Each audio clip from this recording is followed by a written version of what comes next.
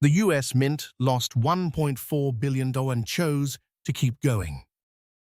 In 2006, a senior Mint official signed off on a public cost analysis confirming the penny cost 1.73 cents to make.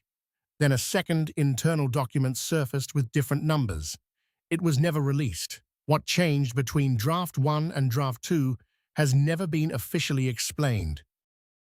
By 2011, it cost 2.4 cents to produce a single penny.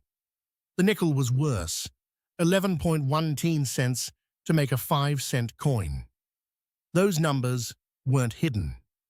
They were filed with Congress, stamped, acknowledged, then ignored, every year, at volume, at a loss. The public narrative called it temporary. Metal prices spiked. Markets would correct. The Mint would adapt. That narrative held for 15 years. Metal prices did not correct. The Mint did not adapt. And while official statements described the institution as financially sound, Seigniorage collapsed from $318 million in 2000 to $105 million by 2012, a 67% decline buried inside footnotes. Here's what they didn't say. The Mint knew the composition problem was structurally fatal as early as 1973. An internal review that year concluded the penny was economically unsustainable at face value. The recommendation was a composition change. Nothing changed. It gets worse. By 1982, the copper penny was quietly swapped for zinc, not announced as damage control, framed as modernization, and that move only delayed the collapse by 20 years. The Mint knew the composition problem was structural as early as 1973. That year, rising copper prices triggered an internal review. The conclusion: the penny's metal content made it economically unsustainable at face value. The recommendation was a composition change. Nothing changed. By 1982, the situation became untenable. The copper penny was quietly replaced. Zinc core, copper plating. The public was not briefed on why. The official framing was modernization. It wasn't modernization. It was damage control. And it only delayed the problem by 20 years. Philip Diehl ran the Mint from 1994 to 2000. He was, by most accounts, one of the more reform-minded directors in the institution's modern history. He pushed for the 50 state quarters program, which generated billions in collector revenue and briefly made the Mint profitable in ways it hadn't been in decades. He also flagged the long-term coin composition problem. Internally, after he left, those flags were not pursued. The quarters program ended in 2009. The revenue spike ended with it. What remained was the structural problem Diehl had identified, and a Mint that had learned to mask losses with short-term collector windfalls. The Mint used collector coins to hide operating losses. The moment the collectors moved on, the losses reappeared, larger than before. This is documented in Mint annual reports from 2010 through 2014. Numismatic program revenue, special editions, proof sets, commemoratives consistently offset seigniorage shortfalls. Pull that revenue out of the ledger, and the core business was losing money every single year. The core business was making money, actual money, and it was losing. In 2006, the Mint did something remarkable. It made it illegal to melt pennies and nickels. Federal regulation. 31 CFR Part 82, effective December 14, 2006. The government made it a crime to destroy its own currency because the metal was worth more than the coin. That's not policy. That's a confession.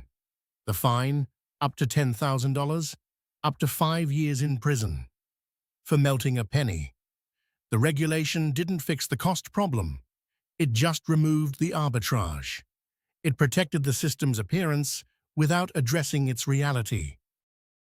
Here is what was happening simultaneously inside Congress. Between 2006 and 2014, at least 4 separate bills were introduced to eliminate the penny. H.R. 5818. The Currency Overhaul for an Industrious Nation Act, the Coin Act, introduced in 2013. Multiple Government Accountability Office reports recommended phase-out. The GAO's own analysis, published in 2013, concluded that eliminating the penny would save the federal government approximately $39 million per year. Every bill died in committee. The reason cited, repeatedly, public opposition. But polling from the same period showed 67% of Americans supported keeping the penny. The opposition wasn't public, it was specific, and it was organized. Zinc manufacturers, specifically Jarden Zinc Products, based in Greenville, Tennessee, the sole supplier of zinc blanks to the U.S. Mint for penny production. A monopoly contract. A single-source vendor relationship that had persisted for decades. Jarden's parent company lobbied against penny elimination. Consistently, the lobbying disclosures are public record. Americans for Common Sense, the primary advocacy group opposing penny elimination, received funding traced directly to zinc industry interests. The penny wasn't kept alive because Americans loved it. It was kept alive because one company's revenue depended on it. The scale of that dependency, the Mint struck approximately 8 billion pennies per year during peak production years. Each penny is 97.5% zinc. At industrial quantities, that contract was worth hundreds of millions annually to Jarden. Eliminate the penny, that revenue disappears overnight. So the lobbying continued. The bills died. The GAO reports were shelved. And the Mint continued producing a coin that cost more to make than it was worth, at a loss at volume, year after year. The institution wasn't broken. It was captured. The nickel tells a parallel story, and a worse one. The nickel is 75% copper, 25% nickel. That composition hasn't changed since 1866, not once. Through every metal price shock, every internal review, every GAO recommendation, the nickel's composition remained untouched. By 2022, it cost the Mint 7.53 cents to produce a 5-cent coin, a 50% loss on every unit. Internal Mint correspondence obtained through FOIA requests described composition change as politically complex, not technically difficult, not logistically impossible, politically complex. That phrase means someone benefits from keeping it broken. The cumulative loss from penny and nickel production between 2001 and 2022 exceeds $1.4 billion. Not revenue shortfall, not projected loss. Actual money spent producing coins worth less than their production cost, over 2 decades, with full knowledge, with documented internal awareness, with congressional testimony confirming the math. $1.4 billion, produced anyway. The standard defense, coins circulate for decades. The long-term cost per use is negligible. The penny serves low-income consumers who rely on exact change transactions. The GAO tested this. Their 2013 analysis found that pennies are predominantly removed from circulation within months, hoarded, lost, or discarded. The Federal Reserve estimates that 40% of pennies never return to circulation at all. The coin that supposedly serves the poor is mostly sitting in a jar on someone's counter. The economic argument for the penny does not survive scrutiny. It was never meant to. David Lebrick served as Mint Director from 2006 to 2009, then as Fiscal Assistant Secretary of the Treasury. He testified before Congress on coin production costs. He acknowledged the losses. He supported composition research. The research was funded. Studies were conducted. Recommendations were drafted.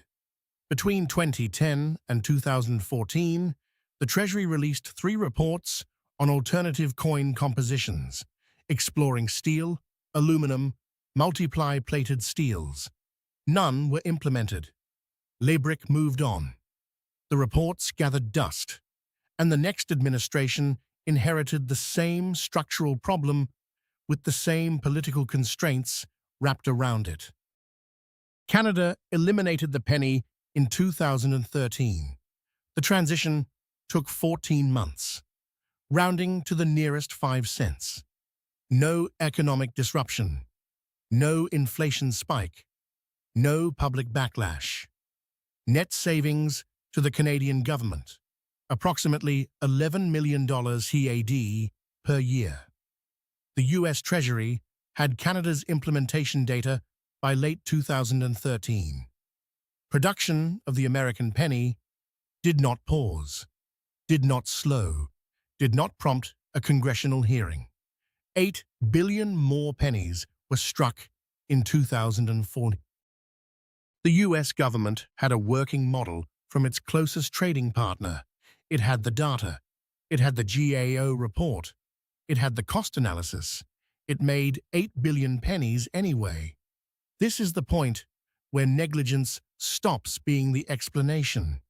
At some threshold, and the evidence suggests that threshold was crossed somewhere around 2008, the decision to continue was no longer passive.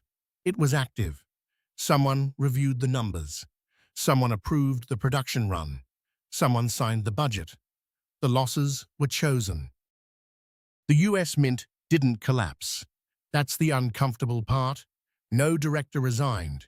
No investigation opened. The institution is still operational, still producing pennies at a loss, still absorbing the math everyone agreed on 20 years ago. The secret wasn't that the Mint failed. The secret is that it was designed to keep failing, because failing at this specific volume was profitable for someone else. The coin in your pocket cost more to make than it's worth. It always did. Nobody stopped it. An institution trusted to make money has spent 2 decades losing it, not by accident, but by arrangement.